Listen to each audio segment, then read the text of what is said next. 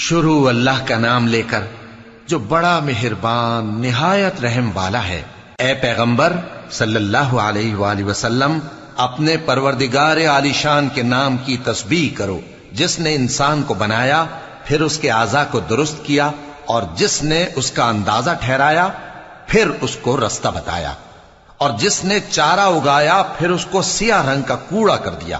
اے نبی صلی اللہ علیہ وآلہ وسلم، ہم تمہیں پڑھا دیں گے، پھر تم فراموش نہ کرو گے، مگر جو اللہ چاہے۔